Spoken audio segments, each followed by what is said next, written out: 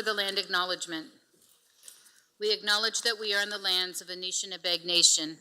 This spot where we gather is the traditional lands of the Three Fires Confederacy, the Ottawa, Potawatomi, and Ojibwe. We also recognize that this land is now home to the Delaware Nation. This land was settled through the McKee Purchase Treaty of 1790, and we as beneficiaries of the treaty must recognize our responsibilities, including our collective responsibilities to the land and water. Mr. Mayor, we do not have a, a supplementary agenda this evening. We do not have any pecuniary interests declared for open session, and we have not received any deputations for this evening. So this moves us over to the consent agenda. So we have the following items have been pulled for the consent agenda. Item 14D, the tender award for the LO Stonehouse Memorial Walk Bridge over the Sydenham River. 14I, the tender, that was pulled by Councillor Carmen McGregor. Item 14I, tender award T23196, CK Housing Services, the new apartment building, was pulled by Councillor Sakachi. And then we have three presentations this evening. 15A, Chatham-Kent Public Library Annual Report 2022. 16A, Diversity, Equity, Inclusion, and Justice Strategy Update number 6. And 17A, Waste to Energy Project Update number 2. Therefore, the remaining items that remain on the consent agenda for approval in one motion are 13A, B, C, D, E, F, and G, 14A, B, C, E, F, G, and H, item 16B, item 18A, item 19A, and item 20A and B. Councillor McGrail and Councillor Allen, can I get you to approve the consent agenda, or move the consent agenda, please? Sure, I'll move that. Happy to second. Any questions? Seeing none, we'll put it to vote.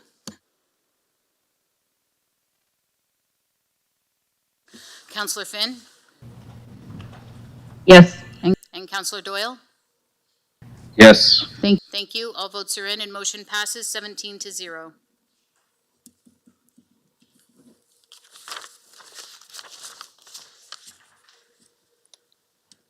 Go to item 14, tender awards. 14D, tender award contract T23-217, LO Stonehouse Memorial Walk Bridge over Sydenham River Bridge rehabilitation. Councillor C. McGregor and Councillor Hall, can I get you to move this, please? Certainly. So seconded. Councillor C. McGregor, the floor is yours. Thank you. And actually, do we have Brendan on the line? I'd sent my question through, or no, you're going to take this one? Okay. It was just in the report. I just wanted clarification. In the report, it mentions that construction will allow traffic for the Wambo event. And I do know otherwise, but because of navigable waters, but the question was put to me as it sounds like the bridge would be closed otherwise, that they were going to make it open and available for boats to pass through for Wambo. And it kind of left it there that it was pointed out for Wambo when there are other events and other things going on in the water. So if I could just have that clarification or that concern addressed, and that's all. Thank you, Mr. Mayor. In terms of the question posed by Councillor, we're required by Transport Canada through the Navigable Waters Act to keep the bridges movable and the river navigable from May 15th to October 15th. So for the broader question, it will be available for people that are going through. Outside that time frame, it's not mandatory, but we usually do accommodate them with through a special request. So most of the work that, if it was to be closed, would occur outside of that time frame. So there would be no issues during the summer for boats going through.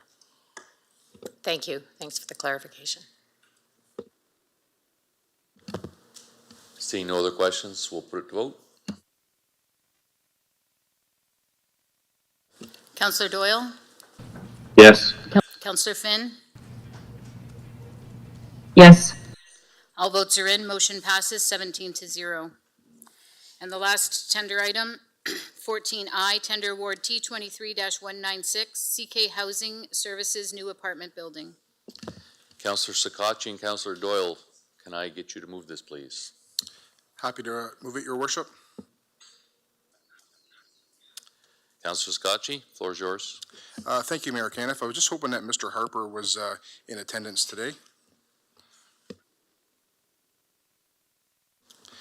Before I kind of go to some of my comments, I just wanted to have Mr. Harper kind of come to the podium, because I think as homelessness and affordable housing is a very challenging aspect in all our communities, and I think this report that we see in front of us today requires a lot of acknowledgement on behalf of to yourself and your entire team. This project here is not only going to be a project that is going to help not 17 people, but 17 families, and also utilizing, a local contracting company as well. But basically, the project is also self-sustainable in the aspect of this is not going to require a lot of tax money to operate, that it's going to be sustainable on the obtainable aspect. And I really think that just take a second to thank you and your team for an amazing project, and I really look forward to seeing more of these projects. Any small step in the right direction should be celebrated, and it was important for me to pull this item to recognize yourself and the team on a fabulous job at bringing this report to council first and foremost. And then just a couple of questions that I do have is that, a lot of times when these different aspects come to council, there's a lot of challenges in regards to deferring projects and stuff like and consultation and all that. And I think it's important as a council that we recognize that last term we passed basically to look at ways for infill as well as repurposing buildings. Is that something that you and your team are still working diligently at to make sure that before we divest any of our assets, that we're looking at ways to maybe use them for some type of affordable or attainable housing? Thank you, Mr. Mayor. Ray Harper, Director of Housing Services. Yes, so this project, similar to some of our other projects right now, are infill developments. I'll highlight another one that is in construction right now is 101 McNaughton. That's our modular construction, so if anyone has a chance to drive by, you'd see that that's a new type of construction for housing services. And we have other parcels of land that are identified in some of the other links to that report, such as our Wallaceburg properties in Park Ave, Minnie Street in Wallaceburg, our West Wallaceburg housing development that will be issuing an RFP for the consultant for that development. And other infill projects throughout the communities of Chatham-Kent as we try to maximize our assets and put housing in all the communities. Thank you. And my last kind of comment is, forgive me, I'm not sure the exact date, but you did bring a report to council. Maybe, I think it was a report, it could have been an email that we exchanged in some properties that, we were looking at that were already municipal owned. Now, I'm aware there is several more. Is that also aspects, and I don't want to be site specific and, kind of put you in a challenging spot that way, but is there also additional properties that we are thinking about that are in prime locations for these types of builds that we can continuously invest in our community as well, that weren't already listed as well provided to us at one time? Thank you, Councillor. Yes, there are other properties that haven't been listed in those reports that we're working at trying to develop it. And I'd also like to acknowledge for council and for the community that's the other departments that have also worked with me in these developments: legal, planning, building services, engineering. They've all been contributing to these developments, and without the help of these other departments, I wouldn't be able to achieve some of these builds. To see these types of builds going in all of our outlying communities is very remarkable and very much appreciated. And once again, to the entire team that had any type of, play in this one, the Wallaceburg one, seeing these outlying areas that are just as big a part of our community as, the urban Chatham, I think it's greatly appreciated and it's well needed. So thank you very much to yourself, Dr. Reedike, and the entire team.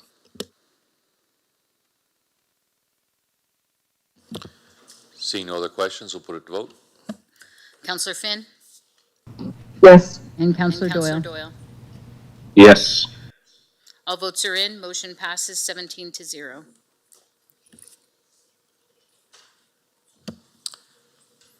Item 15, Chief Administrative Office. 15A, Chatham-Kent Public Library Annual Report 2022. The presentation and information report from Tanya Sharp, Chief Librarian.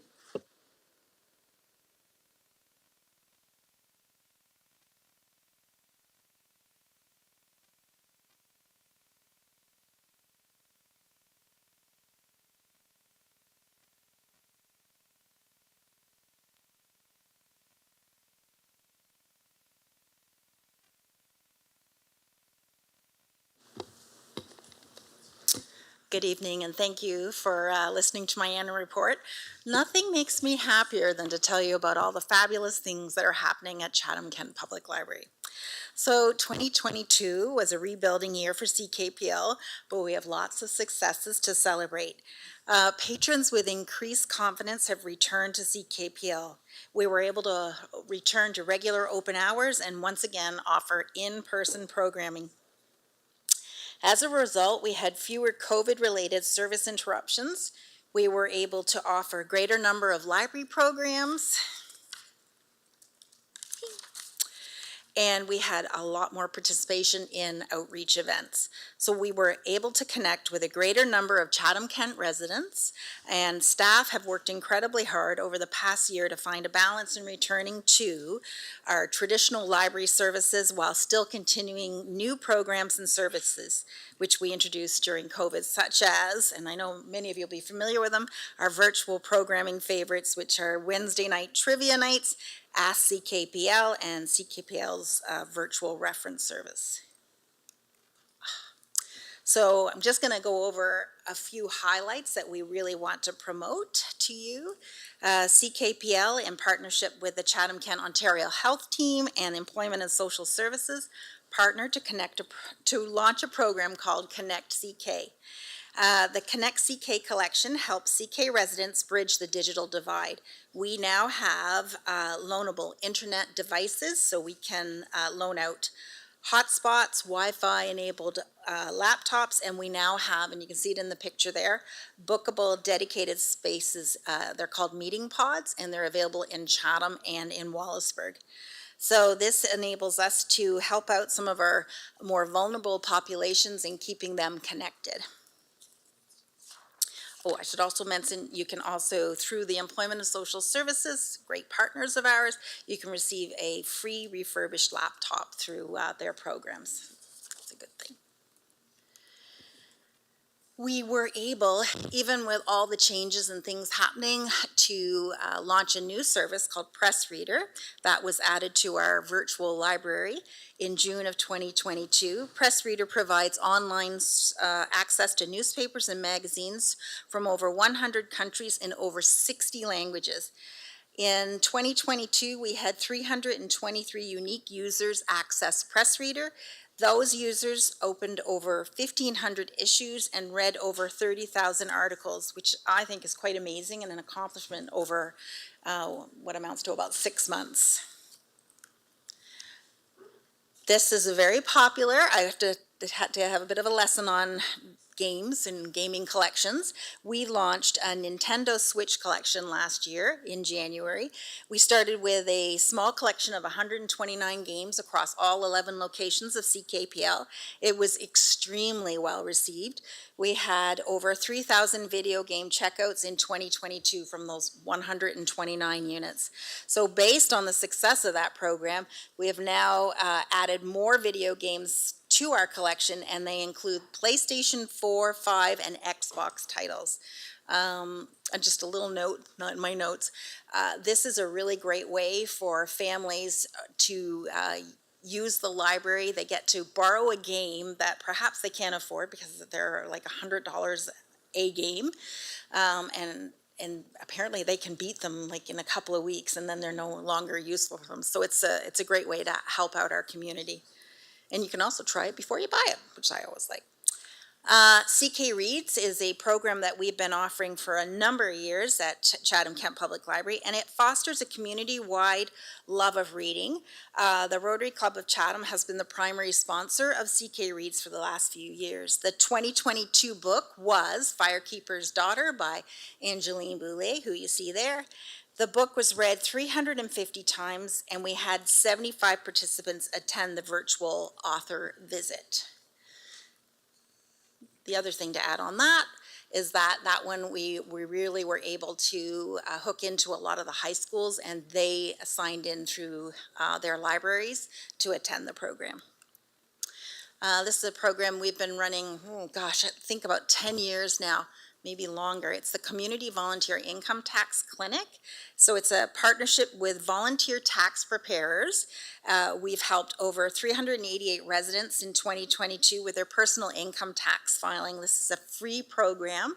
The total dollar value of completed returns that was just, well, you can see right there, $445,000 and change. And that is money that was put right back into the pockets of some of our most vulnerable populations in CK, and all run by volunteers. So that's that. Ontario Public Library Week, we celebrate this every year. Last year we celebrated with a tiny art festival, and we also launched our new online catalog. We had over 500 community members create tiny art masterpieces, and there's just a couple little pictures there for you. They collected them, and then they had little art gallery displays in all of the libraries. And it's a wonderful example of CKPL connecting, inspiring, and involving our community, all part of our strategic goals. The next thing is the catalog. Whew, that we also launched in October. Launching a new catalog is not always a good thing for our public because it's something new and it takes a little while to get used to things. But it really is a much slicker, I don't know if that's a proper word, but it is more slick. We can roll up our searching terms. We can now search for all of our formats. So you don't have to look for the large print title. You don't have to look for the audiobook. It's all in one frame. It allows seamless borrowing of e-content. And it's now live as soon as we purchase it in our catalog. So that means if you're looking for the latest book and you really just want it digitally because you're a virtual library card user, like using the library virtually only, then you can get access to it right away. We've also done some personalized discovery experiences. You'll see there's a lot more book titles on it. We have book rivers and book showcases, and you can save your searches, and it's just very dynamic. So just a quick snapshot about our numbers. As I said, it's been a rebuilding year, but our numbers have increased across the board. So we had a 17% increase in our physical items borrowed, and CK has held very steady with their digital downloads. So our total circulation improved by about 60,000 checkouts from 2021. And 30,000 checkouts from 2019 pre-pandemic, which is a remarkable thing as many public libraries across Ontario are trying to rebuild. So I explained earlier today the reason why is that through the pandemic, when the library was closed, virtual usage went up. And as we've been rebuilding and programming and bringing people back into our spaces, our physical borrowing has also increased. So it's resulted in a busier public library, which is good. So we've answered more questions year over year. We've rebranded our reference services to Ask CKPL. You can reach out to us via Facebook Messenger, text, email, and of course, good old-fashioned phone and in person. We have noticed a huge uptick in the types of questions we're getting. We're being asked a lot more for community information, as well as library stuff, obviously, as well as more assistance with technology. So we do have things like tech help appointments now. It's still something that needs to be done. Sorry. So our library visits have increased. We've seen a huge increase, obviously, over 2021, because let's face it, for a lot of 2021, we weren't open full hours, but it is still really, really good to see. All right. So home deliveries, we've always, even pre-pandemic, we offered home service. That's to our folks that are shut in. During the pandemic, when we were, curbside, not open, or sort of open limited hours, we made a commitment as staff to make sure that anybody who needed materials that couldn't get out, we would drop them off. Sometimes it was a porch drop off just because, and other times we actually popped in. We've tailored bags to meet our users' selection choice. I think many people are familiar. We did bags of books. In that case, people actually said what their reading interests were, and we tailored it for that. Still going strong. Programs, that is an important thing that we offer. It's a staple at CKPL. Programming provides access by showcasing our available collections, resources, and services, inspires a love of reading in our young people. It's a social activity for all ages and instills a sense of community. And as you can see, because we've been able to be open all of our hours, our offering has increased, and correspondingly, our attendance has increased. So we dramatically increased our programming. We're still offering the ever popular, as I mentioned earlier, trivia nights, which is now getting higher attendance than we were during the fall of 2020 when the libraries weren't open. I think when we started, we were getting like 150, 175 every week. We're now topping out at over 250 participants on a weekly basis. So we can't stop that. Outreach. Outreach is really important. We've had additional 118 more events. It's through outreach that we are able to connect with folks who may have, quite frankly, forgotten the library exists or just need to be reminded about the services we offer. So outreach, whether it's to seniors fairs or whether it's to things like early literacy nights, that sort of thing, it's really important that we get out there. And this is one of our outreach attendance is great. This one is one that was offered out in Dresden, and this is Story and Skate. It's a very popular program. And we also do story walks and things like that. So we can't do what we do without the support of a lot of our community service groups, so I wanted to do a little shout out to them. I also wanted to do a shout out to our library board. Without their continued support, we couldn't do what we are doing. And of course, I need to do a shout out to council. Without your support, we also couldn't do what we do. And that is my presentation. If there's any questions, I'll do my best to answer them. Councillor Story, Councillor Allen, and then Councillor Finn and Doyle both have questions online as well. So Councillor Story, you can start off. Thank you, Mayor Caniff. Thanks, Tanya, for that report. It's really great to see that everything is sort of getting back online. I have started going to the library every week to work, and just to sort of get my head into the space, because I'm on the library board along with Councillors Allen, Doyle, and Finn, and I'm really enjoying it. But I thought, I want to really figure out what's happening day to day in the library. So once a week I go to the library and spend the day there. And I don't know if you didn't touch on this for any particular reason, so I'm not putting you on the spot. I apologize. But I'm finding that the library is a community hub for a lot of vulnerable people, and it's one of the only safe spaces available for them in the community. And have you found that since before COVID, has that increased since COVID? How would you characterize that for us, and why it's important for us as council to know that? And I apologize, that is kind of a question I did not warn you about, but I was thinking about it as you went through the presentation. That's through the mayor to you. That's a really good question. No, it's not new since the pandemic, no.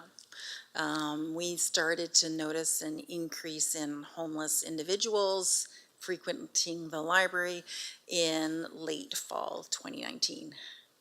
And we've had some very serious incidents happen there.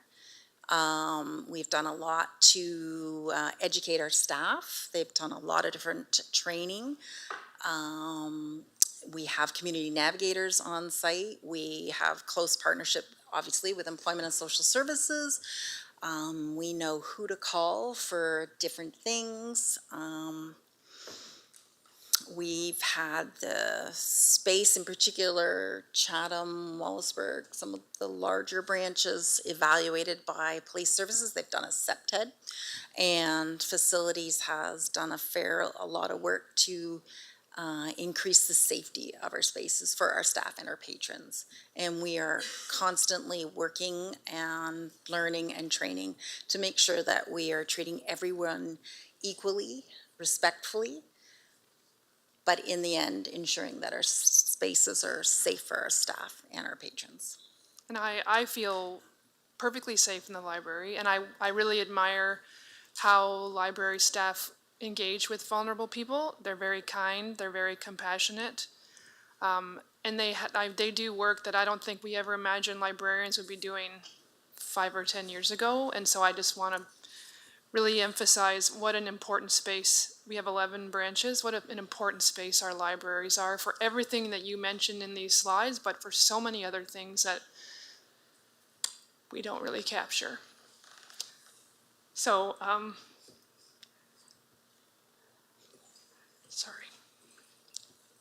Can you tell me a little more about the circulation?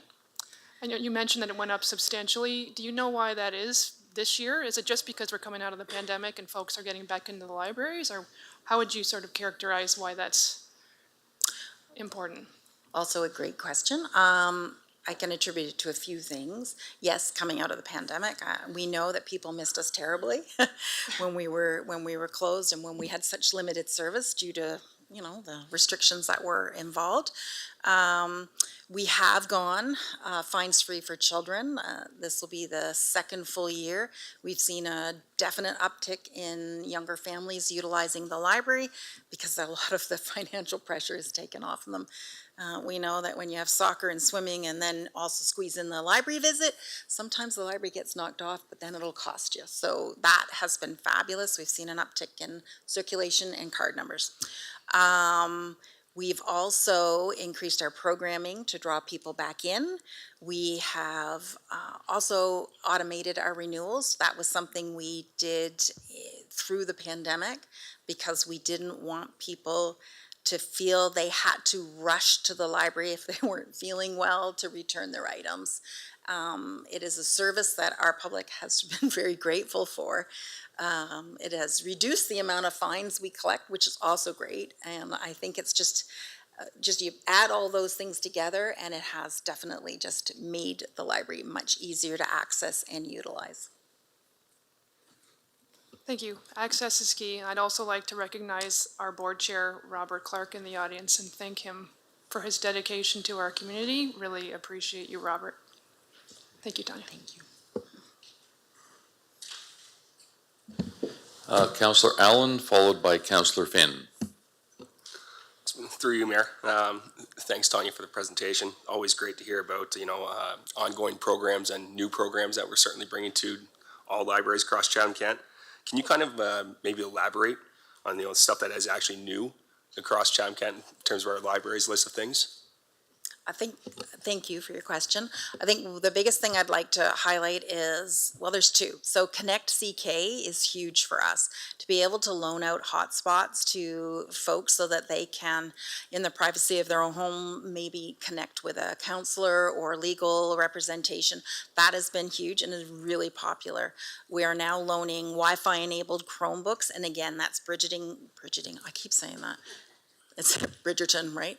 Bridging the digital divide, very important. It's something public libraries should be always working towards. Having the meeting pods, which we originally branded as quiet pods, and got a little bit of social media backlash on that, but I don't know if you haven't been to a library lately, they're not quiet spaces, and we do not have dedicated quiet spaces. So having that meeting pod, which is very soundproof, you can have a very private conversation. You could be waiting for your court cases, which we've had examples of where people use that, and nobody's gonna know what you're up to. So that is a great thing. And then I think, so that's very serious public library, fundamentally primarily what we're supposed to be doing, connecting people to resources. And then the fun stuff would be making Nintendo Switch games available and, Xbox games. And, it's been wonderful to see the teens flock in to use that. And that's something that's really important to us, is to bring the teens in and have something relevant for them. So I think those are two that for those that are watching out there who maybe haven't been to the library in a while, I really want to promote. Thank you. Councillor Doyle, followed by Councillor Pincinel.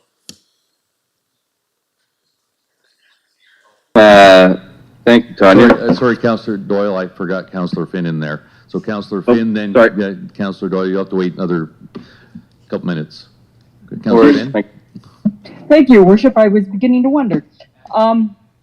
Through you to Tanya, thank you for your presentation. It's always a pleasure, echoing what Councillor Story has said about going into the library. I do enjoy, and I do thank the odd phone call when my book is late to return it. I know the last couple of years have created some challenges.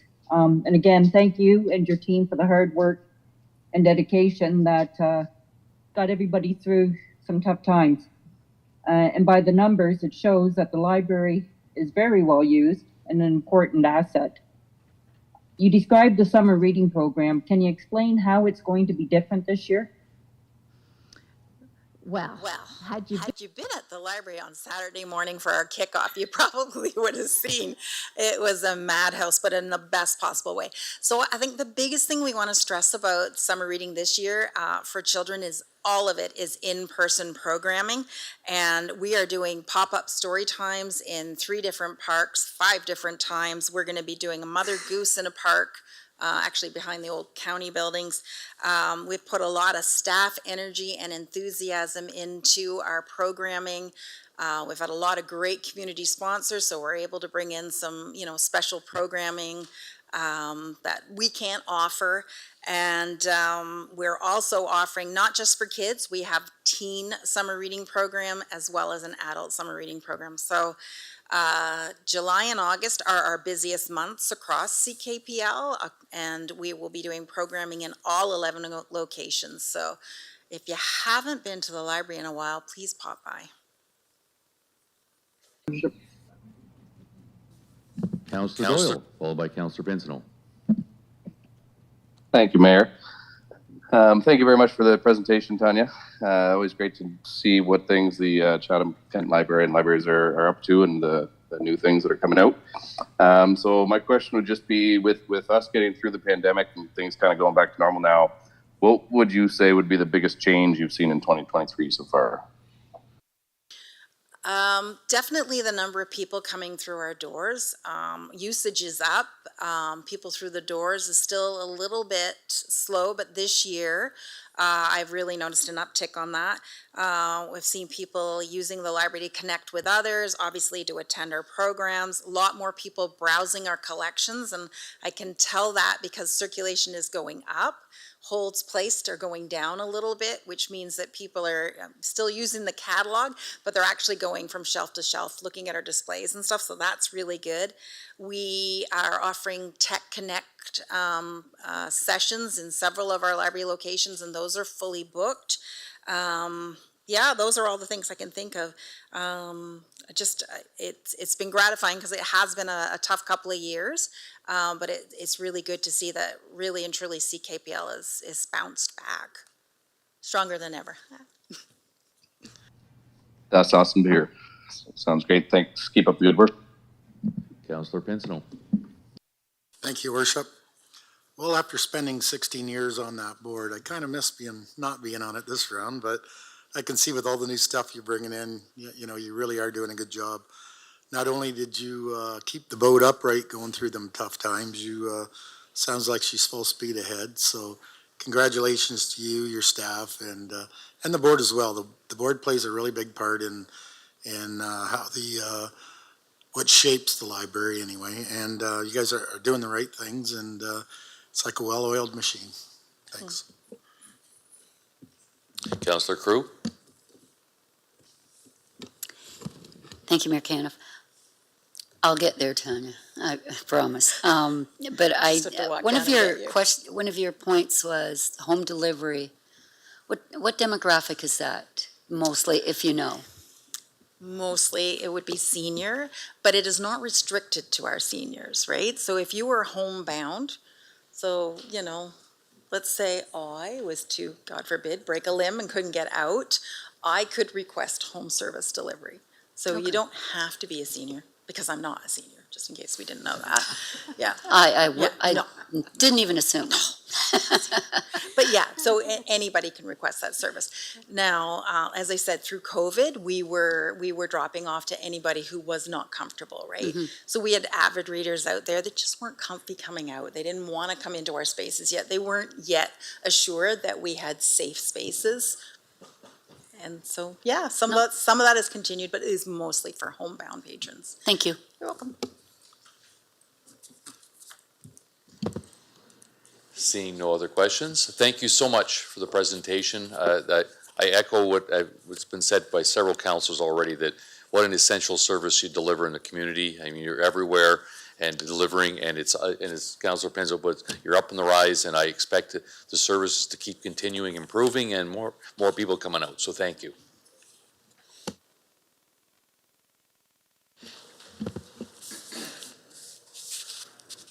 Item.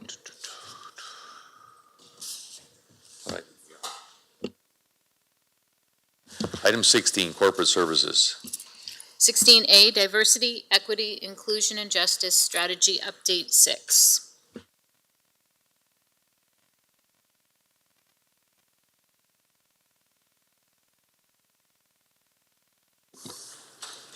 Thanks everyone for your time tonight. I'm happy to be here to share information about the diversity, equity, inclusion, and justice strategy that we've developed. I'll provide a bit of a recap about where we've been and share where we're recommending that we move forward. And I'm sharing this so that you have information well in advance of the discussions that will happen as part of the four-year budget process. I want to start by saying thank you to the many colleagues and community partners who have worked with us over the past months to develop this strategy. We couldn't be at this point without those folks. So as a reminder, in June 2020, Council requested a report about the impacts of COVID-19 on our community and how we can mitigate those impacts. In April of 2021, a report came to Council recommending that the municipality develop a diversity, equity, inclusion, and justice strategy. In November of that year, I was hired for a 2-year term to develop and begin to implement the strategy. We've brought quarterly updates to Council since then. I've included a short summary of each of those reports in Council's report tonight. Before we get into the strategy, I want to share information about why we've developed the strategy. So the strategy is designed to make sure that we're supporting all of our communities to thrive. The 2021 report to Council stated that while everyone was impacted by the pandemic, because of long-standing inequities or differences in opportunities, some groups were affected more than others. The report stated that equity and inclusion are a cornerstone of a just and fair recovery from the pandemic.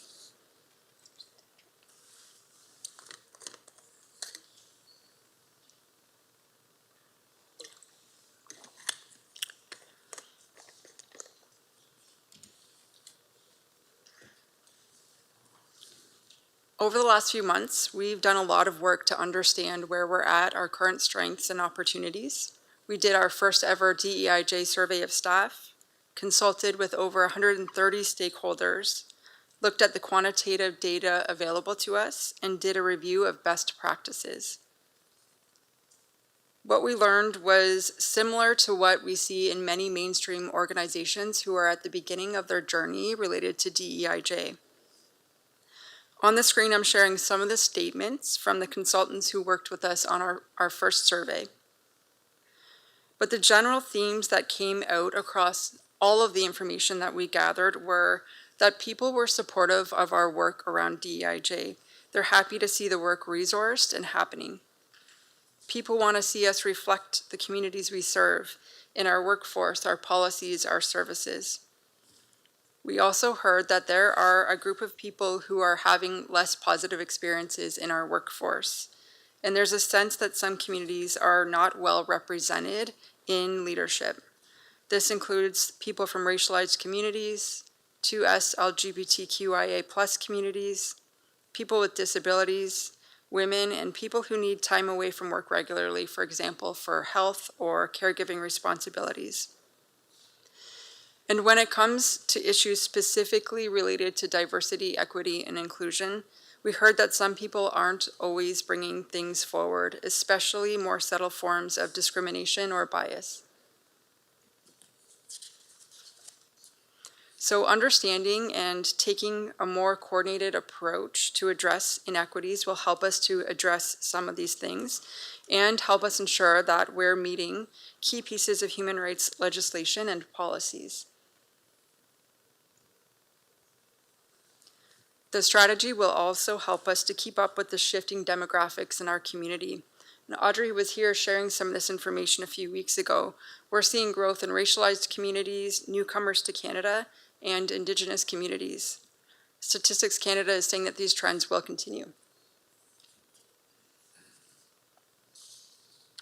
Finally, there's lots of research that shows that organizations that see diversity as a strength, support different leadership styles, provide fair opportunities for all groups, and foster a sense of belonging are better able to attract and retain employees. They understand and better serve their communities. They're more innovative and more productive. So we know this work is important. How are we planning to promote diversity, equity, inclusion, and justice in the municipality? We worked with our DEIJ committee, our Champions Network, and other colleagues to use the information we gathered to develop objectives and actions as part of the strategy. So our overall vision is that we want to take action both as a workforce and service provider to be an active leader that prioritizes equitable opportunities, promotes diversity, and builds a strong sense of belonging. Our work has 4 areas of focus, and these areas were identified through our consultations and by looking at best practices.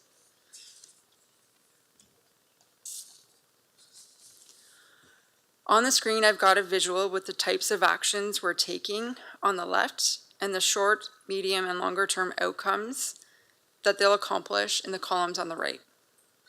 So I'd like to speak to some of the types of activities that we're planning.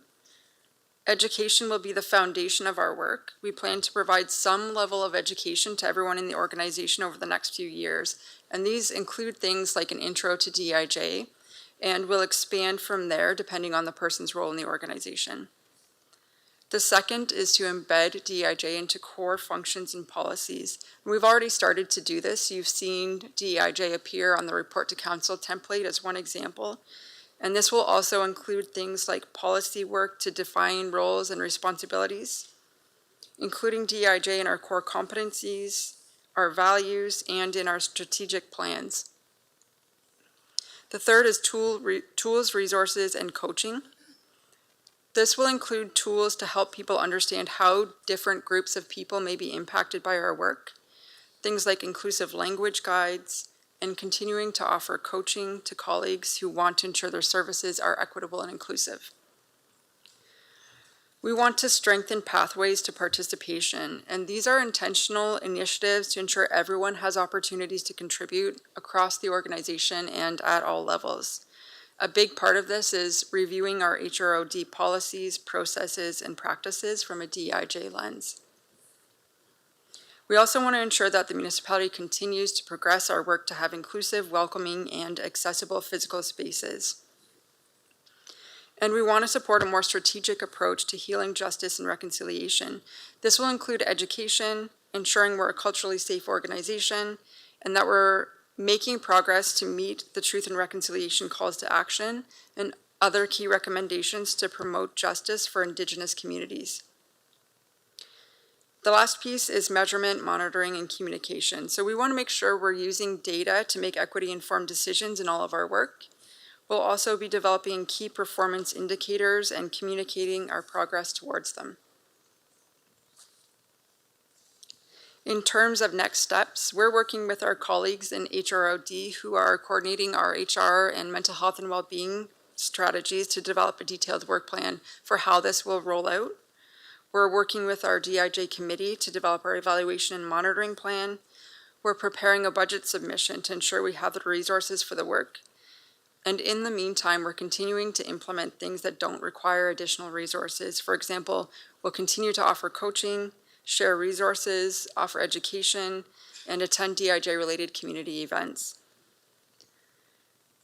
So I want to thank everyone again who has supported us in this process. We've done a lot together. We've built a lot of momentum, and I'm looking forward to seeing the strategy fully implemented. Thank you.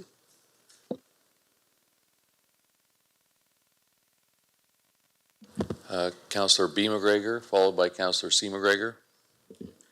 Thank you, Mayor Caniff. I wanted to thank you for the report. It's now at the sixth report. It's great to see these updates periodically and to see how things have changed in our community. So it is really notable to see the municipal presence when we're looking at DEIJ initiatives in the community, and I think the community really has recognized that as a change. And it's really exciting to see the involvement of employees in some of those initiatives as well. So those opportunities to learn about our community and learn about what this process is about. And it's really impressive to see the wide breadth of work that's going on and to see, you know, these steps of action behind what we've been talking about for quite a while. So I've been really impressed with this process and don't have any questions, but I'm excited to support this when we come to the four-year budget. And I think, as we've all talked about before, this needs to be a priority when we're growing our community and building a safe place for people to call home. So thank you very much.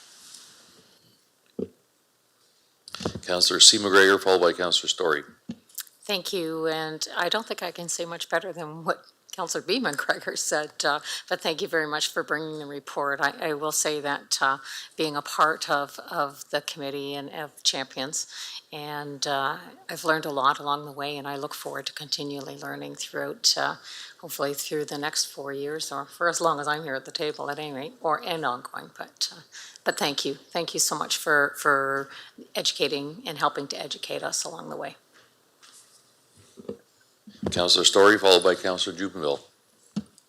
Thank you, Mayor Caniff. I just have a quick a comment and a couple of questions. I just wanted to give an example of the work that Rebecca does in her role, which I think really indicates the type of importance of what she's doing and why our support of that can really make a difference in our community. A couple weeks ago, Rebecca and one of her counterparts at Walpole Island First Nation Employment and Training, Leela Thomas, they worked together to organize 16 staff from different departments in the municipality and 16 staff from Walpole Island First Nation. And I was also there. And it was an opportunity to tour the islands by pontoon boat and build relationships across our programs. And it was probably one of the most favorite days I will have as a counselor, maybe ever. It was a beautiful day. There were 4 groups of us on the pontoon boat with municipal staff and Walpole Island staff. And it was very informal and casual. It was great. It was really interesting. I learned a lot. And it was really just a nice opportunity to tour the islands and just start building relationships with our Indigenous partners, our Indigenous communities and across this region. So that is a very practical, on-the-ground example of the type of work we can do that really helps improve relationships in our community with other really important groups. So I'm thankful to Leela and to you, Rebecca, for organizing that. And it was we had lunch there. JR Wetland Outfitters hosted us at their hunt club, and we broke bread together and got to know each other. And in terms of truth and reconciliation, which I know is part of our strategy, that to me is worth its weight in gold. And a first step, mind you, not a last step, but a first step in building that. So just an example of the type of work that we can continue to do. Rebecca, you do such a good job in respecting everyone's abilities and differences and promoting and raising awareness about events in CK. I have found that hugely helpful as a counselor because we get invited to so many things that we often might miss things, but your regular calendar updates are really useful, so thank you. And I know folks in the community also appreciate that. I think and inviting us to join you at a lot of these events. I think we're better informed now in terms of specific benefits that we're seeing from your work and the work of the committee with Councillor Crew and Councillor McGregor and I as champions. I'm really enjoying that piece of it, but it's starting to show that the municipality takes this seriously, including the day-to-day inclusion in reports to council. That's really important, and then just a real strong benefit to what we're doing. And I'm hearing feedback from community members who, while they do think more work needs to be done, they're really encouraged by the fact that this work is being made a priority in this organization. We're a large organization. We employ a lot of people. We have a lot of volunteers. And when we take a lead on something like this, it matters. It sends a really strong message. So, my two questions. What would you say would be the strongest impact on our corporation to date in terms of your work? Do you have a couple highlights of what's really important to you and what has made an impact in our organization so far? Thank you, Mayor Caniff, and thanks for the question, Councillor Story. Some of the things that you hear from community are the same things that I hear from my colleagues. And I hear from my colleagues that they're so grateful to be having these conversations and for the opportunities to learn together to support our services to be equitable and inclusive. We want to provide good services to the community.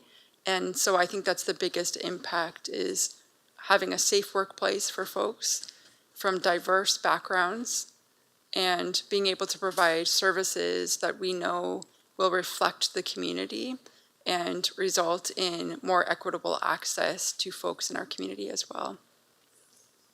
Thank you. My second and last question.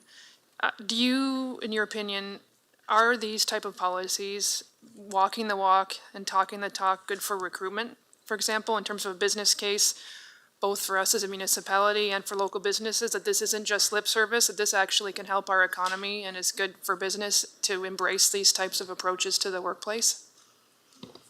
Thank you, Mayor Caniff, and thanks for the question. Absolutely. I had the opportunity to speak at the CK Business Summit, and this is exactly what I spoke about. Why should businesses be thinking about diversity, equity, inclusion, and justice?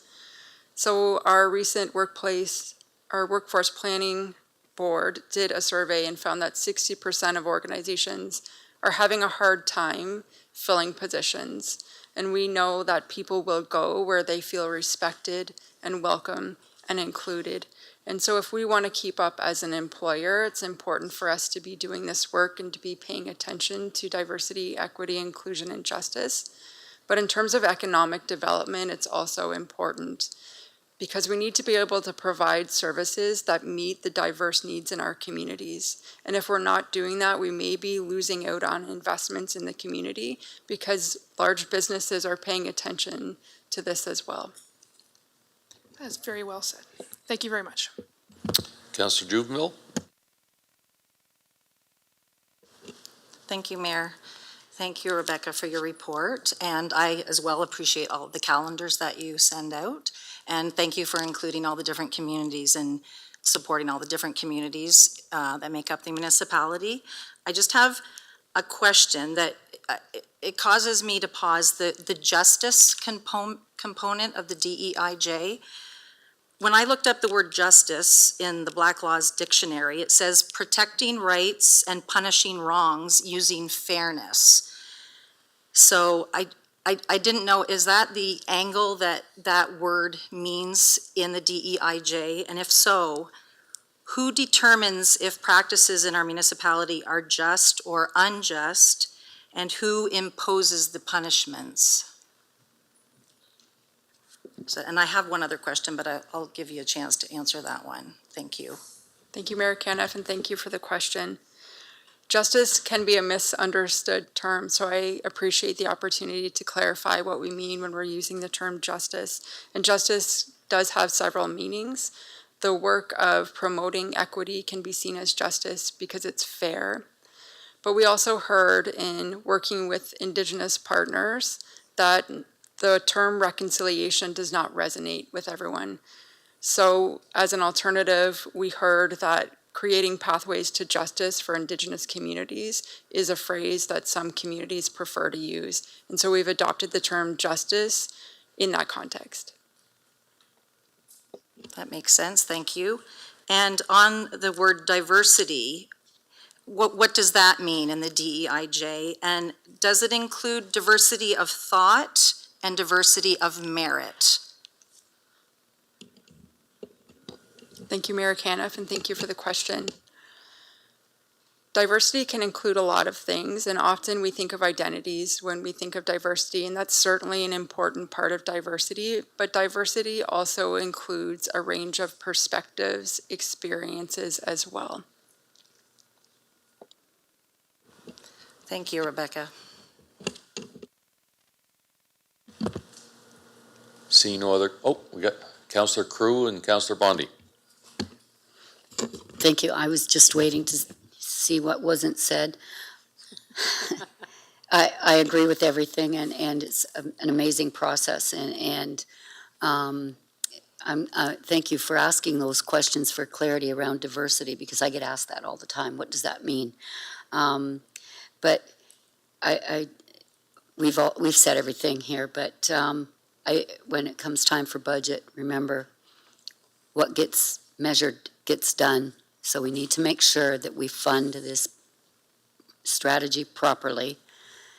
And if you notice, I think in the very last paragraph, it says Rebecca's coordinator position ends December 31st, 2023. So keep that in mind at budget time, that to keep this work doesn't just stop because this strategy is developed. It needs to be measured. It needs to be constantly implemented and monitored to make sure that we are being the best employer and leaders in our community. So thank you, Rebecca, for everything that you've led us through in the last couple of years. Thank you. Thank you, Mayor Caniff. If I can just address to say, I really want to say thank you to the colleagues and councillors who have come along on this journey. I know I'm the face of the DIJ work, but it's our entire organization that's coming along on this journey. So really appreciate the work that everybody's doing to do that. Councillor Bondi. Thank you, Mayor Caniff. I'll bring us back to grammar class. The term equity is often used now. It's very common. Is there a difference between like equality and equity? And I've heard it, but I'm just allowing you to answer that for me. Thank you. Thank you, Mayor Caniff, and thank you for the question, Councillor Boddy. Yes, there is a difference between equity and equality. Equality is about treating everyone the same. Equity is recognizing diversity, recognizing that everyone has different needs, and being able to adapt to meet those needs. So I've heard it explained this way. We can think of the golden rule, that we treat everyone how we would like to be treated. And the platinum rule is that we should treat everyone how they want to be treated. And that's really what equity comes down to, is recognizing that everyone has different needs and adapting to meet those needs. Oh, okay. Yeah, thanks. I read somewhere, of course it's probably just garbage because it's online, but I'll hate to say, that equity, and this may be wrong, so you can correct me, equity is everyone should effectively end up in the same place. Equality is everybody starts in the same place, but doesn't end up in the same place. You know, if you work harder, you get further ahead, that kind of. Is that kind of, I'll just let you comment on it. It's just something I read. Thank you, Mayor Caniff. So equity is about equality of outcomes. So it's ensuring that everyone has the opportunity to achieve the same outcomes. And so helping people get to that outcome may look different, but it ensures that everyone has the same opportunities to achieve the same things.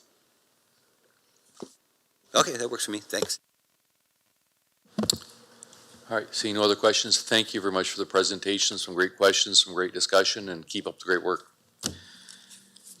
That will move on to item 17, Finance, Budget, Information Technology, and Transformation. 17A, Waste to Energy Project, update number 2.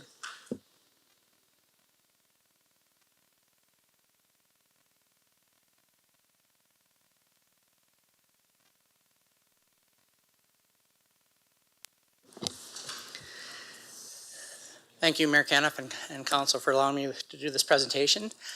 First, I'm going to start with some introductions. Under our beautiful artwork on the right here, we have 3 gentlemen here. First, I'll start with Tim Sunderland, our general manager of our PUC. But also to his right is Tom Teehan, who is the Senior Vice President of Advanced Fuels at Greenfield Global, and Hisham Hafez, who is the Senior Director of RNG Development at Greenfield Global. So just want to welcome them both to the chambers, and I'll move forward with the presentation. This was brought to the last council. So this is the first presentation to this council. So I am going to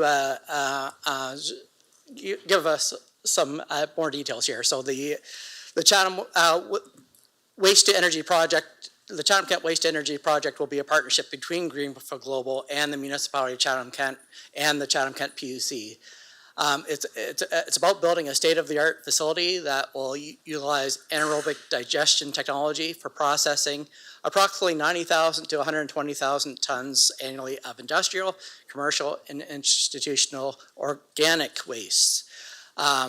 That will also include the source-separated organics from our organic green bin programs, and that's also a new thing that council might not have heard of. The province is moving us that way. And we will be required at some point to come up with our organics collection program, and as well as the wastewater sludges from the Chatham-Kent PUC waste treatment plant, and potentially both organic the source separated organics and PUC sludges from neighboring municipalities down the road as well. The anaerobic digester produces both digestate and biogas. The digestate will be dewatered and dried to produce a fertilizer that will be used by our agricultural community, and the biogas will be upgraded to renewable natural gas for direct injection into Enbridge's pipeline. And with that, Enbridge becomes an integral partner in this in one form or another, as the gas will be injected into Enbridge's pipelines. So we see this as a win-win on all sides of this project. Chatham-Kent and Greenfield both share a belief of the value of this project, and it supports a circular economy and long-term sustainability goals. It's going to leverage Greenfield's experience and expertise in designing and operating a plant, because they already do it now in Brennes, Quebec. It's called the Cemex plant there. That was there was some action by the Quebec provincial government to begin that project, along with the participation of 27 municipalities in the, I'll call it the Greater Montreal area, and that came together on this project. There is the market for RNG is just under development in Ontario, but is already up and running and active in British Columbia and Quebec, and also capitalizing on the carbon credits and the country's 2050 carbon targets. It advances the objectives of, I should have said, the Chatham-Kent's future climate change action plan, because as of today, there hasn't been one approved by council, but we expect that to be happening soon, through organics waste diversion and value-added generation, to support sustainability objectives at the PUC, and support wastewater treatment objectives at Greenfield Global's ethanol facility that is next door to this plant. and helping our agriculture community by providing replacing their inorganic based fertilizers with a bio-based fertilizer. This is a chart showing the circular economy, and this has been borrowed from the CEMEX plant, and grateful for them providing it to us. Starts off from the land that feeds our people, and that next to the collection of organic waste. And for your benefit, I put a picture of a truck picking up organic curbside waste rather than a sewage pipe, but any type of organic waste. To the receiving and shredding of the waste, to the crushing and sorting of the waste, and then fed into an anaerobic digester. And what that basically does is it's bacteria in that digester over a period of time, sometimes up to 20 to 30 days, breaks down those organics and produces this produces gases which can be recovered and converted into green biogas or renewable natural gas. And with the other byproduct, the digestate that can be turned into organic fertilizer. So, which again grows the food and starts it over again. So where's this going to be located? So, as I said, it's right to the north of the current Greenfield global ethanol plant. And what makes this a perfect site is not only was it available, but it's also connects to the rear of the site to the PUC properties, both the where the plants back in the yellow there, where the facility is, but also the sludge drying field that's in the green box there that backs up directly right to the plant. So this is the perfect location. It luckily was vacant and available and has been secured for this project.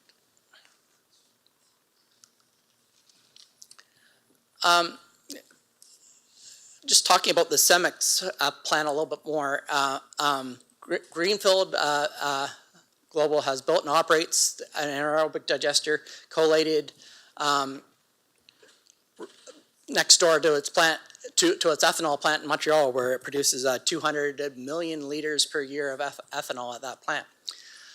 It was designed in the beginning to process 40,000 tons a year of municipal solid waste from the Montreal area municipalities, and recently went through an expansion to 120,000 tons per year.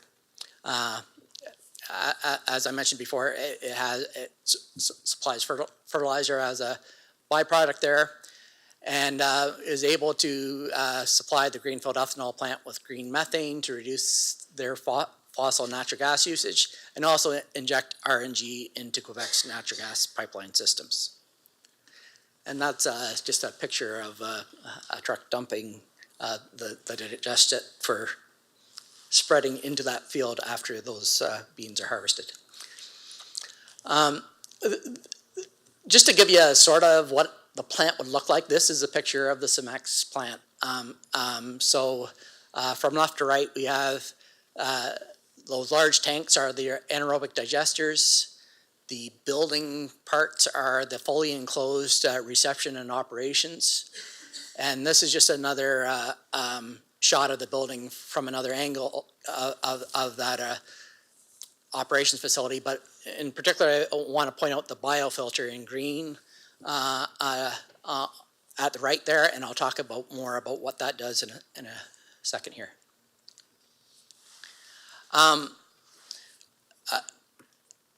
So Greenfield Global is our partner on this project, but the operator of the plant will be Greenfield's Biogas EG team. They currently operate the CEMEX plant, and they offer exceptional experience in both the product development, risk management, project execution, and particularly the plant operations. Once we get it built, we need to run it for many, many decades And this team has already been doing that. They've perfected they know how it works. They know how to balance the digesters and make this a very successful operation. So they will be running the Chatham-Kent plant as well. One question that often comes up is odor management, so I wanted to address that publicly here. It's all about containment, because I think we all know organics do smell, and sometimes can smell quite a lot. So the plant will use a double door entry system for receiving and pretreatment.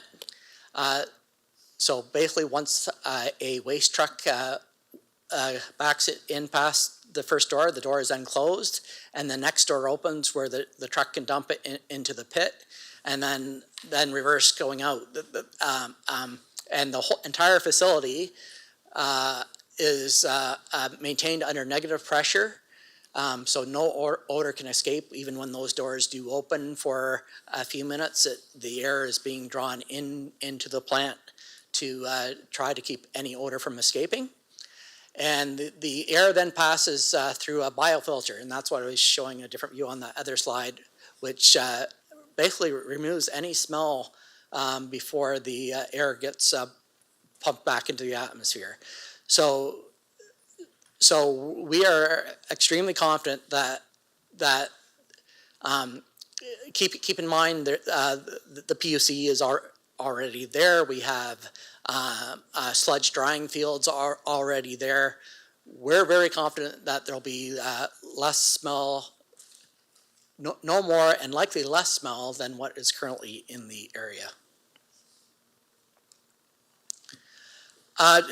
Don't worry about any writing in red here. It didn't come through, but this is sort of a plant design with the left side of this being Bloomfield Road.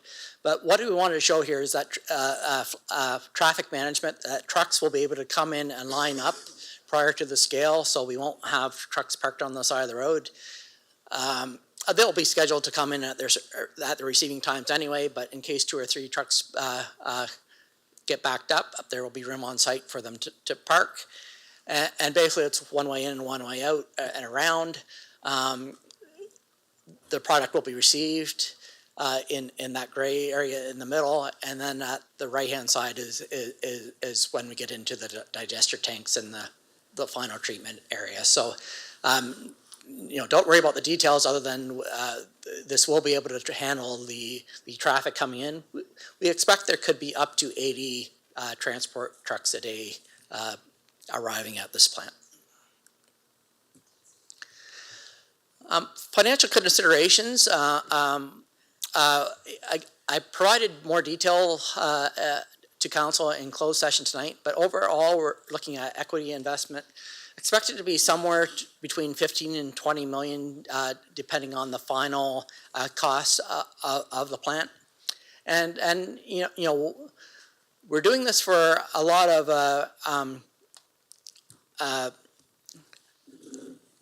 for many reasons, but one of it, of course, is financial reasons.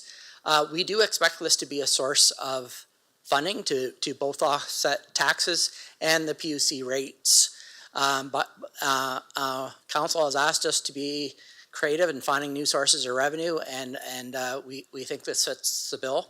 And it also will employ many construction jobs in many fields, but once it's up and running, approximately 20 jobs, full-time, well-paying jobs ongoing, and just the economic growth and the spin-off into the local economy. So the next steps. It's finalizing the engineering processes and completing detailed engineering capital cost estimates to reduce the financial risk. So we have, the great thing about this project is it's been done before, and the Cemex plant in Quebec has just in 2022 done a recent tripling in size. So they do know what costs were for many of the aspects in 2022, and but this next step will further refine those costs. And we're also working to complete legal frameworks and agreements. There's corporations that need to be formed and many and legal agreements to be signed. We expect once we have a little bit more information, we expect to return to council and Greenfield would return to their board for final go, no-go decisions. We likely be coming back to council twice more, but we're looking for construction to begin in 2024 with completion by Q1 of 2026 and then into production by mid-2026. So thanks for allowing me to make the presentations, and if you have any questions, happy to answer it. Before I take questions, can I get Councillor C. McGregor and Councillor Allen to move the report, please? Happy to move it, thanks. So seconded. Any questions? Councillor McGrail, followed by Councillor Wright, and then I'll get the Councillor Scotchy and Councillor Anderson. Thank you, Mayor Caniff. So I'm very excited for this new initiative. Great things, can come out of this, financially, but doing our part, right, in the environment. So my question is that, we have this spot picked out for this digester. Is there enough room to expand, and possibly grow and double, triple size, anything like that?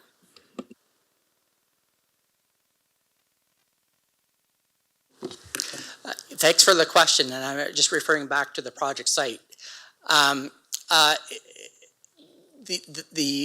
property that has been purchased in blue will likely be able to hold the initial size of the project. Down the road, though, depending on how both the RNG market and the availability of organic waste are in the region, there may be potential to expand, and what's great about this location is the area in green, which is currently owned by the PUC, is currently used as a sludge drying field for the sewage treatment plant. That process is no longer needed once we convert to this digester, and so part of the agreements that we'd be looking on, legal agreements that we are looking into over the next few months, is having options to purchase at least some of that land for future expansions. Great, thank you. So one more question, because I'm trying to understand that. What happens to the byproduct after it goes through the digester? There's going to be still something physical. We're going to have to do something. Is that just then sold as? Thank you, Mayor Caniff. So it basically looks like soil here, but it's basically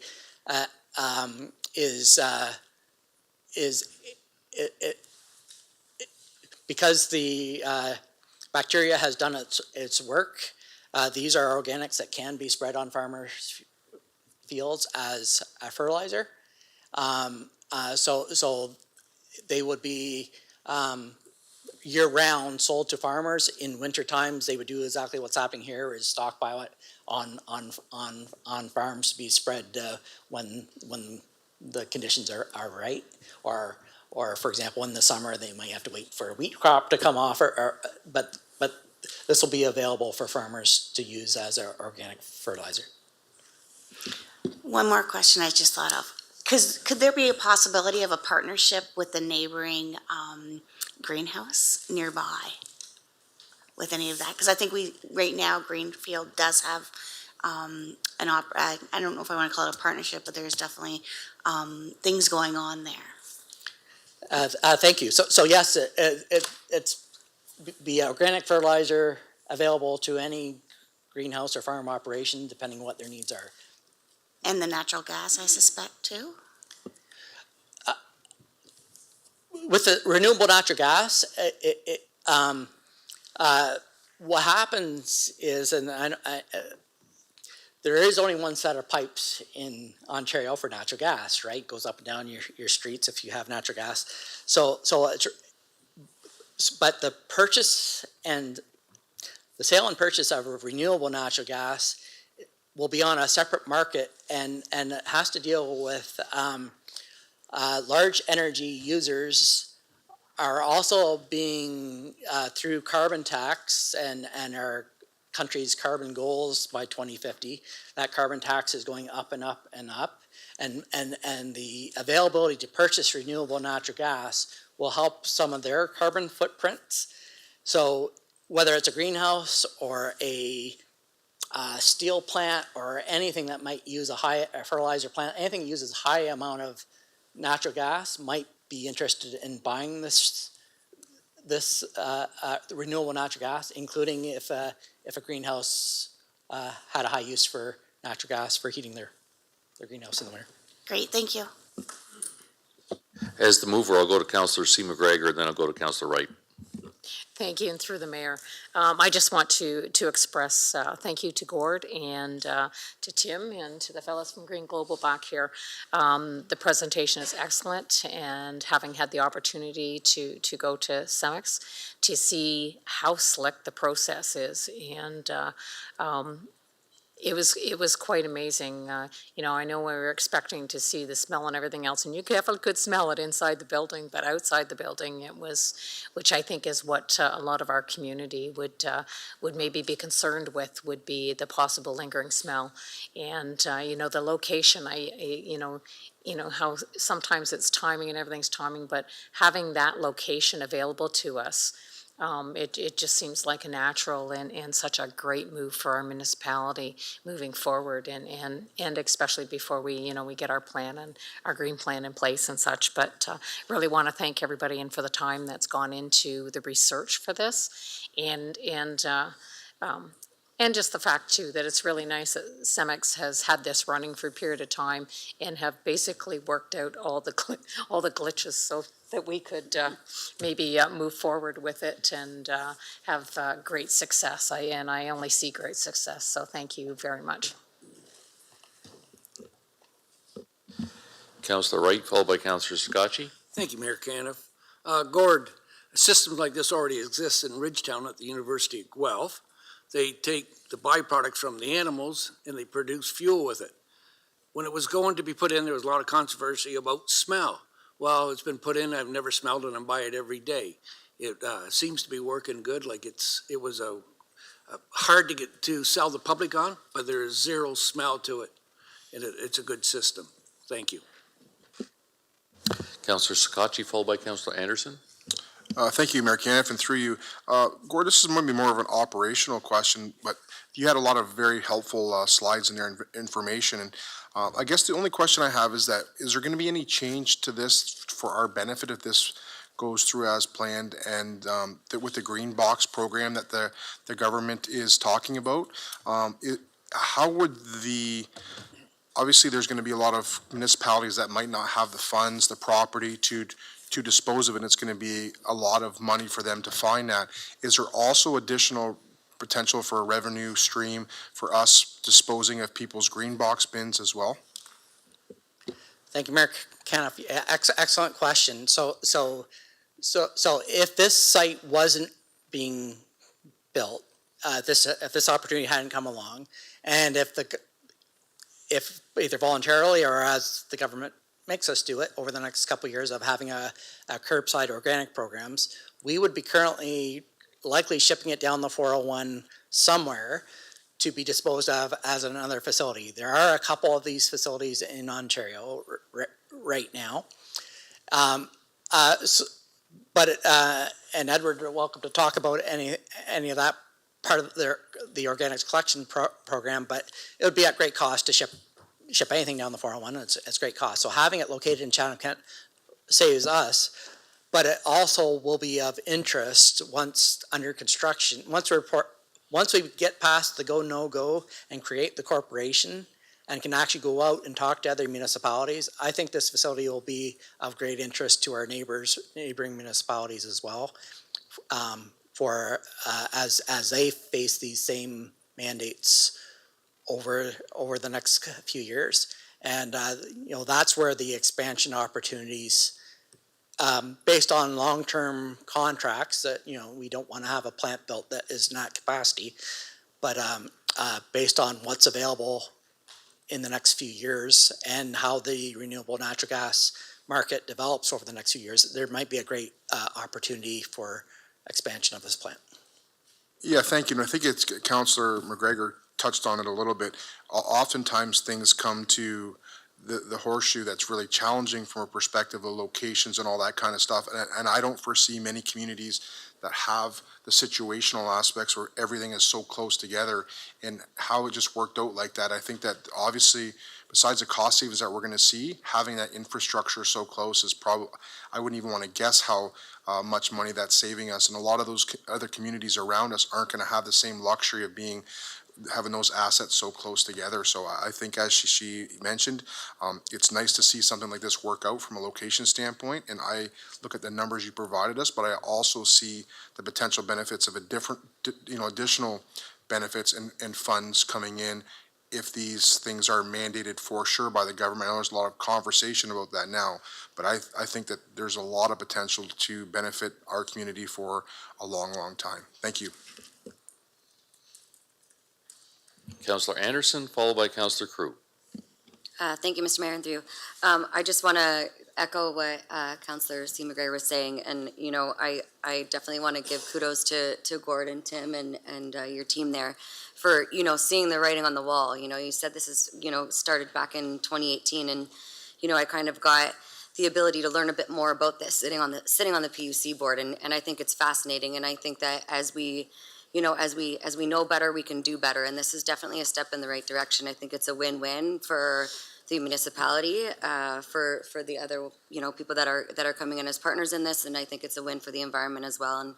And moving forward, I just appreciate the team that started doing this and negotiating and had those conversations 5 years ago. And I look forward to seeing it come to fruition. Councillor Crew. Thank you, Mayor Caniff. My question is for Chief Case. Just around it's compressed gas and all of that, and I'm sure will be asked, is it part of the fire plan? Has emergency services been part of this process? Through you, Mr. Mayor. Thank you for the question. This will likely be a highly regulated and licensed facility. And as we always say when we see new developments come to Chatham-Kent, the owner of the building has the onus to provide a safe system of work and a safe premises. We are there if the unforeseen should happen. But what I can say is that the consultants currently finishing the master fire plan have put a lot of stock in the new businesses coming to Chatham-Kent and the growth. So we would see that the master fire plan will consider new industries such as this as part of their output to council. Thank you, Chief. That's all I had. Seeing no, Councillor Story. Thank you, Mayor Caniff. I also really appreciate the presentation, Gord. It was clear, concise, and laid everything out really well. So thank you for that. And I really appreciate folks from Greenfield being here today. It's good to see you again. This is a measured approach with a partner who has a global partner with a record of success. And I think it's really encouraging to see them willing to work with us to ensure mutual success on this project. So as one of the participants in the trip to Montreal, to see it firsthand was really something. I have never seen anything like that. I mean, I'm an art history grad, so I'm not seeing stuff like that in my day-to-day life. But it was really eye-opening and impressive, and I'm excited that we're thinking about progressive ways to manage our waste, because it's not very exciting, but it's a critical need for municipalities every single day that we manage that safely and effectively. So I thank the team for really working hard to bring this to fruition. One quick question: does the fertilizer have a smell? Like the output, the organic output? No? I'm seeing a head shake no over there. So no, they're saying it does not smell. Okay, that's been the concern that I have heard, the only real concern in this context, so thank you for clearing that up. Seeing no other questions, we'll put it to vote. Counselor Finn, Yes. Counselor Doyle. Yes. All votes are in, motion passes 17-0. Thank you. We'll move on to notice of motion. Councillor C. McGregor. Thank you, and through the mayor, I, Councillor Carmen McGregor, bring forward the following motion and ask for notice to be waived due to the timing of the request. Whereas council has previously approved the development of a municipal diversity, equity, inclusion, and justice strategy, whereas council has previously passed a motion in support of Bill 5, whereas a safe and respectful workplace is the basic expectation of all Ontarians and a part of the DEIJ strategy.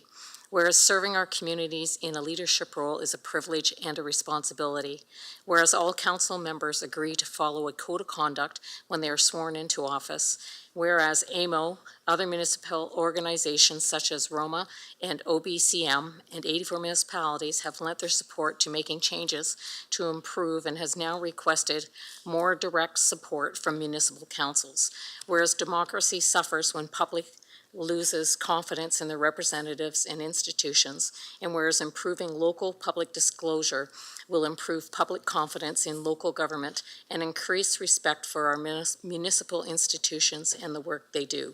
I therefore make the motion that our municipality supports the recommendations by AMO that the code of conduct should be updated to include workplace safety and harassment policies. Codes of conduct should have an escalating and enforcement mechanism through administrative monetary penalties that recognize local circumstances. Integrity commissioners should have better standardized training to improve consistency of decisions across the province. In the most egregious cases such as harassment or assault, municipalities should be able to apply to a judge to remove a sitting member if recommended by the Integrity Commissioner, and a member removed under the process should be unable to sit in another election during the term of office removed in subsequent term. That our municipality continues to urge the Ontario government to table and pass legislation to make these changes as soon as possible, and that administration be directed based on AMO's request to set up meetings with our local MPPs before the AMO conference in August to request that the government of Ontario introduce legislation to enact our recommended changes. So the first thing we need to do is start with the seconder for this, Councillor B. McGregor. Now we need to go into, have a vote to see if we'll waive the notice period and go 2/3. Madam Clerk, you want to go through that? Yes, so first we have on the screen now is that we're waiving notice. If this does not pass by a 2/3 vote, it will just be added on to the July 10th meeting. So with that, do we have any Councilor McGregor, do you want to say anything regarding this, or anybody want to talk anything about the waiving the 2/3? Am I just talking about the 2/3? Yes. Okay, then the only reason I'm asking to have the 2/3 waived is simply a timing, because really this request is about being able to make contact with our MPPs. We are heading into July and summer session, and along with holidays with administrative staff here and everything, I think that even if it's only 2 weeks, it's still extra time for us to be able to set up meetings with the MPPs. Okay, seeing no other questions, we'll put this to vote. Councillor Doyle Yes. and Councillor Finn. Yes. Therefore, the vote is 16-1, and we can proceed with the motion. Okay, you want to comment on your motion now? Thank you, and I think it's fairly detailed, and we have already passed a similar motion to this, and I didn't want there to be any confusion as to why this was coming back. The major reason I wanted to bring it back to the floor was to be able to have these meetings and reach out to our MPPs prior to AMO, that there will be representation from us at AMO, and I think this will be coming forward throughout that conference. So this just would allow us to have proper consultation and with our local MPPs before we get there. Thank you. Seeing no other questions, Councillor Bondi. Thank you, Mary Caniff. This seems okay to me, I guess. Frankly, I think the Integrity Commissioner does a pretty good job. Unfortunately, I've been through that once, but don't laugh, Mary. It was funny for you. It wasn't funny for me. The only thing that I don't like about this is the ability for a municipality to be able to ask a judge to basically overturn an election and then not allow that person to run again. Like, I don't know if that's even legal. Well, I guess it's not because it hasn't been done, but in dealing with the Integrity Commissioner, who is quite fair, and maybe she's listening, it's very fair, just in case. I felt that when a complaint comes forward to the Integrity Commissioner, the person accused is not told who made the complaint. So, the term harassment, I think, it seems maybe a little loose. Assault, obviously, is assault if you get punched, right? But harassment, if somebody decided they didn't like a councillor very much, they could bring forward some accusations. The Integrity Commissioner could then unseat a sitting member of council, which to me is overturning an election. I don't think that's fair. I think if a councillor does something inappropriate, there's a punishment, and that's on election day, and then that person would not be reelected, perhaps. And I think that, like I did hear somewhere in this conversation, democracy suffers. Well, that would be democracy suffering. One person, one judge, removing a councillor who, in whatever municipality, gathered thousands and thousands of votes, to me, doesn't seem like that's where we want to go, that a government-appointed judge would dictate who is government at a local level. So I have a big, big problem with that. And other than that, everything else seems to be okay. It's really training, integrating Integrity Commissioners so that they act equally across the board provincially. But it's just, they're not numbered, but what would that be? The fourth bullet point and the fifth would be the two that I would disagree with, so I won't support this unless we could vote on those separately, but it doesn't matter. I'll vote whichever way the motion is presented. Thanks. We have a few speakers. I'll start with Councillor Jubenville, then Councillor Story. Thank you, Mayor. I will echo Councillor Bondi. I think everything is good, but I as well struggle with, in the most egregious cases, such as harassment or assault, municipalities should be able to apply to a judge to remove a city member. So I guess my question is, when we say harassment or assault, is this determined, the harassment or assault, is it determined by the Integrity Commissioner? Or I would be comfortable with this if this person, this sitting council member, was already found guilty in a criminal or civil case, that they were found guilty of assault or harassment, then yes, I would 100% support this. But if this is at the discretion of the Integrity Commissioner to determine if the sitting member is guilty in his or her opinion, professional opinion of harassment or assault, then I'm not comfortable with it, because I find it to be subjective at the opinion of one person that can basically unseat a duly elected official, and I'm not comfortable with that. So that would be the only reason why I would say no to this. Thank you. Councillor Story, followed by Councillor B. McGregor. Thank you, Mayor Caniff, and I appreciate Councillor Bondi bringing this up, because this is a critical point. Like, this is a really important piece of this discussion, and I think we need to be clear on what it means. So I appreciate the discussion. I think we already are trusting the Integrity Commissioner to do their job, and their role is going to be subjective, so I appreciate that comment by Councillor Jubenville.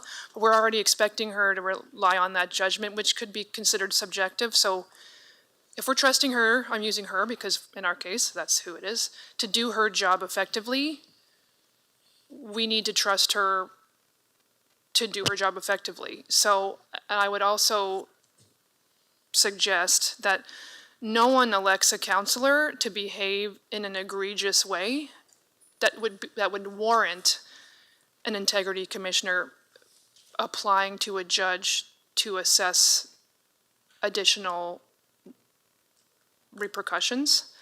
So ideally, this point may never have to be a consideration for anyone. If we don't commit any egregious behavior, it's not going to be an issue to worry about. But if an integrity commissioner sees fit to do so, as a voter, I'm not voting for anyone to behave in that manner, and I don't think anyone else is either. So if we have the judgment of the integrity commissioner to say,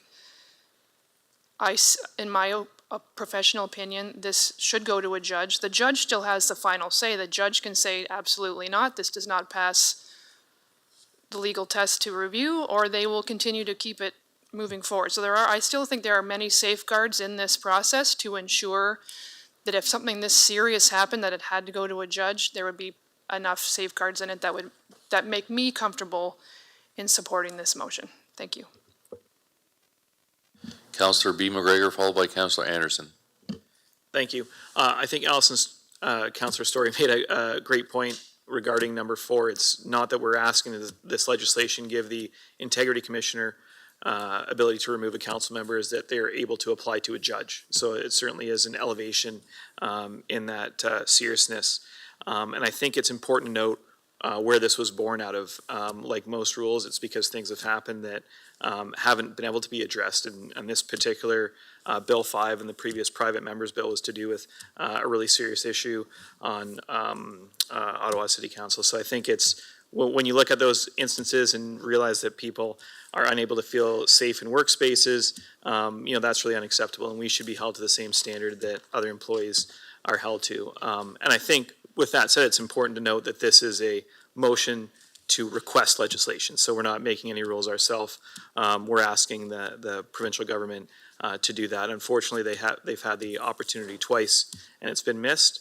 And with the number of organizations like OCBM and AMO supporting this move, I think it's prudent that we add our voices to that call. Councillor Anderson. Thank you, Mr. Mayor. Through you. I want to thank Councillor C. McGregor for bringing this forward. I think it's an important conversation for us to have around the horseshoe, and all of us, get to a common ground on this.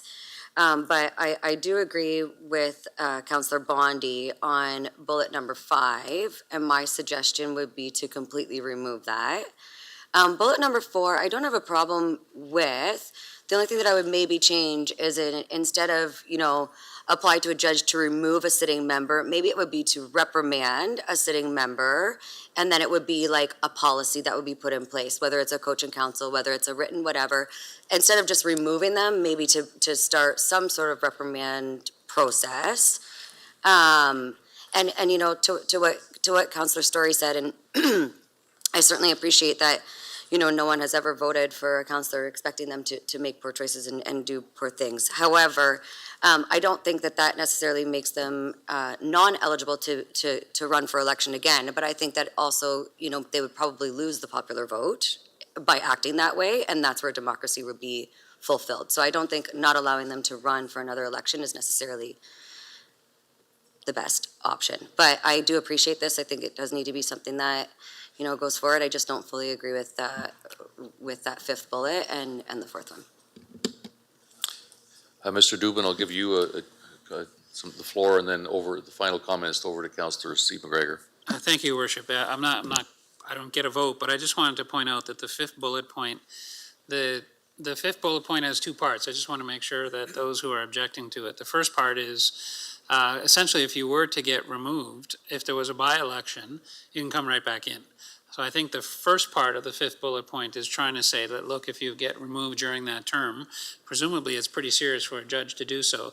You could then run in your own by-election to replace you. So I think that's the first part of it.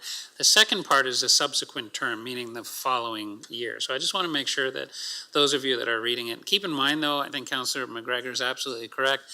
you're just asking the province for legislation. So how the province ultimately ends up wording it and whatever definitions they come up with, whatever specifications they come up with is up to them. But I just want to make sure that I think the intent here for the 5th bullet point is that if somebody was removed, they probably don't want to set up a situation where they can immediately have an election and get right back in, as that would kind of defeat the purpose of it. But the second part, if you have issues with that, I fully understand that, so. Yes, go Yeah, ahead. and thank you, and I certainly appreciate that. However, it still doesn't change that it would, the subjectiveness of the decision. So even if they did decide to rerun, I still think that should be an option, and then it's up to the democratic process to whether they would get voted back in or not. Okay, Councillor C. McGregor? Thank you, and just so that you're aware, this is direct language from AMO. This is not anything I created around the table. In number 4, and I'm not sure that everybody's reading it, it says cases such harassment or assault, municipalities should be able to apply to the judge, not the integrity commissioner. So if the integrity commissioner were to come to us and say this person should be removed, we at the council then say, okay, we agree with this, but we think this needs to go to a higher judge. We don't make the call at the table.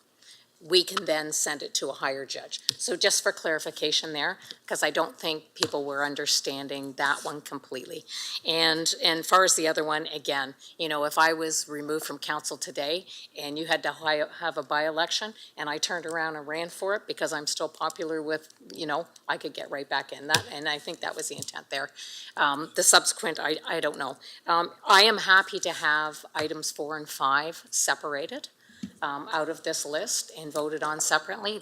I'm completely fine with that. All right, we will Okay. separate bullet point 4 and bullet point 5 for a separate vote. Do you want each of them separate or 4 and 5 together? The, can do either. the people that have asked, can we just keep 4 and 5 as one item?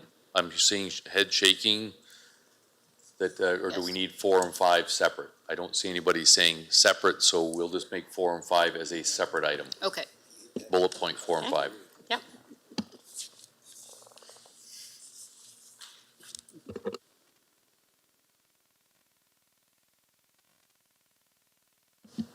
Yes, so we're gonna vote on what's on the screen minus bullet point 4 and bullet point 5. Are we gonna move that, or are we just going to, She's working on the technology is being advanced forward to remove those two? Oh, we got numbers now.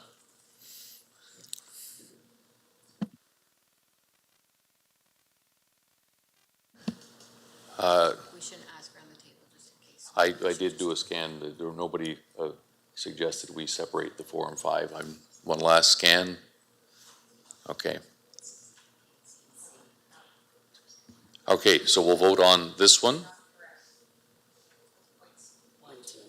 1, 2, and 3. There we go. It's magic. All right. We'll put that to vote. Councillor Doyle Yes. and Councillor Finn? Yes. So that passes 17-0.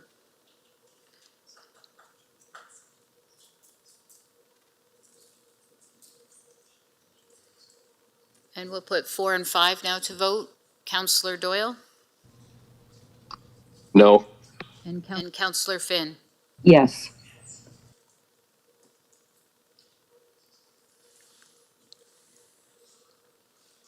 Councillor Carmen McGregor, I don't have your vote yet. So the motion passes 9-8. So we will be including number 4 and 5 in the letter that we send. We'll move to non-agenda business. Almost got it. Councillor Anderson. Thank you. I just want to say that this weekend is the Wheatley Fish Festival. There's a lot of things that are going to be happening down at the harbor and at the arena and at the Two Creeks Conservation Area. It's bound to be a good time. There's tug of war across the harbor. There's events for kids. There's music. There's a fish fry at the arena on the Saturday night. It's just a really fun event. It's grown over the years. The crew that is organizing this and putting it together and all the sponsors is very well supported, and it's bound to be a good time. And then the only other thing I wanted to say is that the Wheatley Village Resource Center, which was started after the Wheatley explosion and has kind of just expanded from there. It now has a pantry, it has donations of clothing, household items, food. People can go in and purchase them, or if you don't have money, you can go in and get the food. It was started as a food bank and now has just continuously expanded, and also has the opportunity to expand once again. So anybody that wants to be involved and volunteer there or help out or make a donation, you're welcome to reach out to the Wheatley Village Resource Center, Sue Fulmer, and they'd be happy to help you and point you in the right direction. Thank you. Councillor Pincinel, followed by Councillor Scotchy. Thank you, Your Worship. I'd like to send kudos out to the Threshing Festival Committee. They put on a great show this year, right from the parade. Great entertainment. The fireworks at the end was spectacular. It was just a great weekend. And then Saturday night was the Kiwanis 75th anniversary in Ridgetown, which was a really good event. A great meal, everything. They did a great job. I'd like to send kudos out to those organizers as well. Thanks. Councillor Scotchy, followed by Councillor C. McGregor. Thank you, Mayor Caniff. I also just want to recognize all the volunteers that made a lot of events happen in our community this past weekend as well in Blenheim and Erio, with Art in the Park, the car show in Blenheim, as well as the car show Boulevard of Dreams in Erio, and also just to acknowledge that there will be some large fireworks displays at Glad Tidings Church on July 1st, and the Erio Fire Department also has their fireworks as well. So if you have nothing to do on Canada Day, it is your own fault, because we have lots of brilliant stuff in our community. Councillor C. McGregor. Thank you, and through the mayor, just on to more community events in Wallaceburg for Canada Day. The Legion is holding a fishing derby, a children's fishing derby. That is pre-registration needed, but it's always a really big event at the Legion. It's all volunteer run, and it's pretty cool to watch all the kids and like they've got some great prizes. I think they have a couple of bikes for the biggest fish for boys and girls and stuff, and there's some really good prizes there. Followed by down at the Kinsman, the Canada Day group will be doing cake cutting. You come celebrate with me. It's my birthday on July 1st, so you can come have free cake at the Kinsman, and but lots of entertainment and lots, again, face painting, different stuff, fun things for the children to do. So if you're out and about and making rounds from community to community, don't forget Wallaceburg along your way. Councillor Story. Thank you, Mayor Caniff. I just wanted to recognize all the volunteers who did a wonderful Music for the Mind fundraiser on Saturday at Sons of Kent. Alicia Banks and her team of volunteers worked to raise money for youth and children mental health services offered by Family Service Kent. And it was there was so much going on this weekend.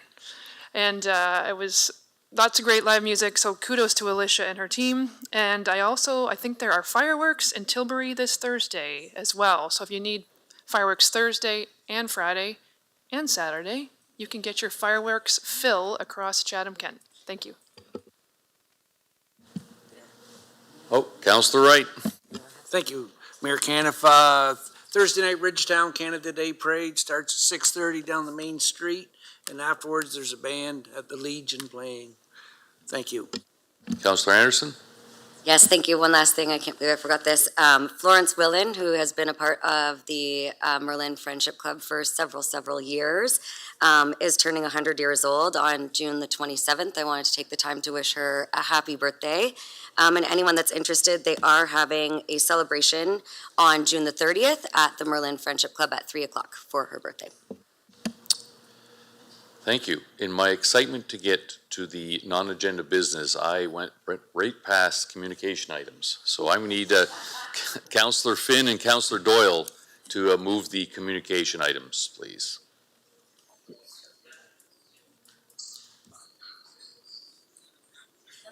And they passed their test. They're still awake online. Perfect. So any questions? Seeing none, we'll put it to vote. Show of hand. Anyone opposed? No, seeing none. All right, first and second reading, Councillor Pinson and Councillor Thompson, can I get you moved first and second, please? So moved, your worship.